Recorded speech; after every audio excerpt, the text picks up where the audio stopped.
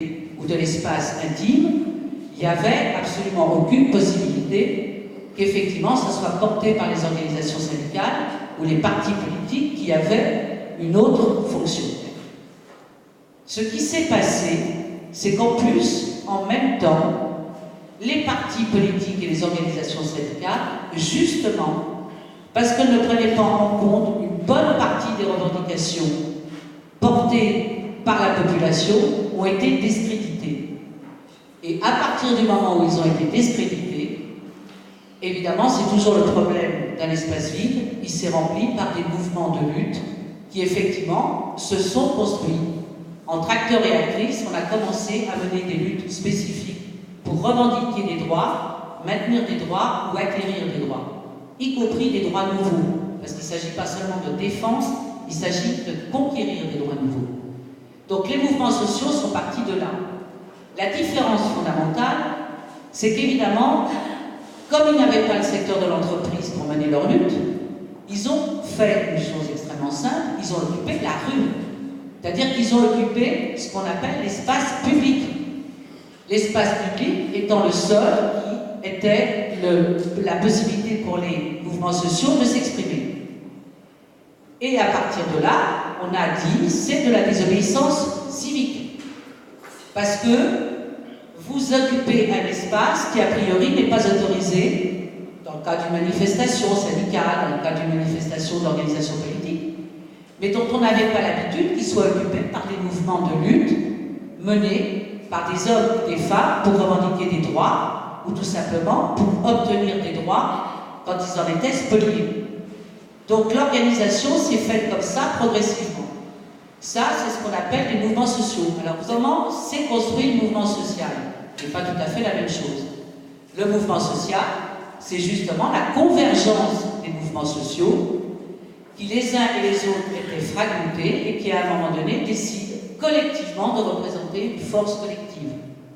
Donc on crée des forums sociaux pour justement que, comme ici, on apprenne à se connaître, à échanger, à partager et à décider que les uns et les autres, créant une force collective, nous pourrons ensemble mener une lutte collective. Voilà. Donc évidemment, les forums sociaux ont été mis en place. Ils ont 7 fonctions. La différence pour le réseau Novox, elle est où? On l'a expliqué. La différence, on ne reproche pas au forum social d'exister, au contraire. Ce que l'on dit, c'est que ce forum social a été accaparé très souvent, et pratiquement dans tous les forums sociaux, par effectivement ce qu'on appelle les experts, qui privaient de fait et ne donnaient pas la parole à ceux qui justement étaient en lutte et avaient constitué des mouvements sociaux, pour entendre leur voix, défendre leur lutte, leurs revendications et leurs propositions. Donc à partir de ce moment-là, nous avons essayé, nous, et on continue à le faire, de créer, en partant des mouvements de base qui existent dans chaque pays, de faire en sorte que ces mouvements de base se rencontrent, ils échangent, arrivent à se regrouper dans un mouvement, sans aucune prétention autre et surtout pas du débouché politique, en toute indépendance, autonomie des pouvoirs, quelle que soit la forme des pouvoirs, pour exercer librement un contre-pouvoir par rapport à l'État et aux différentes gouvernances, et y compris aux institutions, de façon à ce qu'effectivement, ils puissent obtenir ensemble des droits, ou ne pas perdre des droits, ou en conquérir de nouveaux. C'est une méthodologie simple. Aujourd'hui, évidemment, une stratégie d'alliance aussi, parce que ça nous demande de construire des alliances les uns avec les autres. Et de construire une chose extrêmement simple, nous avons choisi, et d'une manière très claire, Novox, de défendre ce qu'on appelle, dans le cadre de la lutte des classes, les plus pauvres et les plus démunis, les opprimés. Ceux qui effectivement sont le plus réprimés, ceux qui sont le plus éloignés de l'accès aux droits ou de la possibilité même d'atteindre, de conquérir des droits.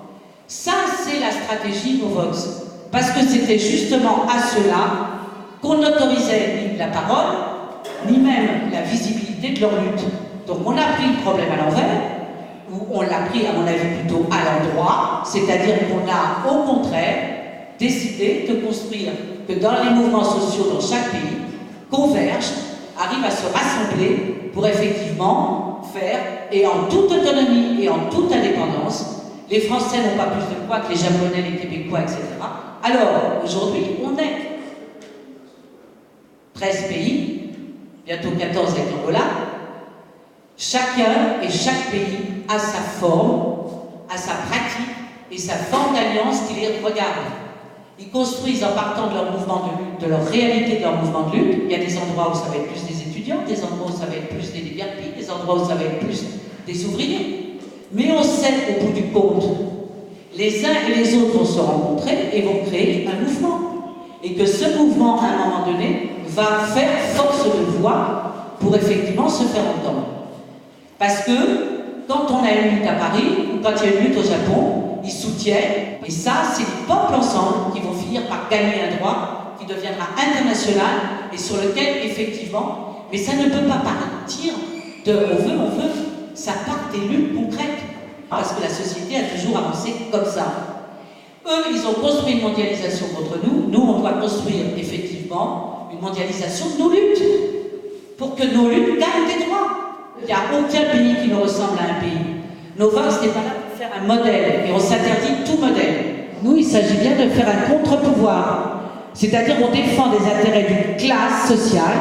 Cette classe sociale, elle a effectivement des revendications et elle a des droits à exprimer, à revendiquer, à conquérir. Et c'est sur cette base-là qu'effectivement le réseau Novox fonctionne. Comment pouvez-vous imaginer qu'on crée un parti politique ou une organisation politique qui correspondrait aux 12 pays dans lesquels on est actuellement? Pays qui va du pays le plus développé au pays... Notre charte est très claire, c'est des mouvements de lutte, de base, qui effectivement construisent des solidarités concrètes pour soutenir les luttes de base, les faire se développer et pour qu'en commun on construise des solidarités. C'est la modestie de ça, et cette modestie, on y tient. À Huicomart, la manifestation de toute la ville de 10 000 habitants qui s'est manifestée il y a 15 jours. Mais en même temps que les manifestants marchaient, pendant ce temps-là, le travail du réseau Novox, militants et militantes du réseau, non salariés, aucun n'est salarié, c'était de faire en sorte de relayer d'heure en heure pour éviter la répression dans tous les pays de ce qui se passait dans la marche de Koulikoro. Et c'était de faire en sorte que tous les mouvements, qu'ils soient européens ou au Québec ou ailleurs, envoient des lettres au gouvernement pour soutenir la marche de Koulikoro, de la population, des licenciés et des travailleurs de Huicomart. C'était notre simple place et on restera à cette modeste et simple place. Nous, un déguerpi, qu'il soit de Bruxelles ou qu'il soit du Japon ou qu'il soit du Mali, c'est un déguerpi, comme au Burkina. Si c'est un licencié qui est à Paris ou qui est machin, c'est un licencié. Si c'est un travailleur, c'est un travailleur, et un paysan, c'est un paysan. Les structures, elles se créent, elles décident de leur fonctionnement, elles décident comment elles se représentent, mais en tous les cas, il n'y a pas un lieu de pouvoir ou un lieu centralisé où ça se décide. Ça c'est clair, et il n'y en aura, j'espère, jamais.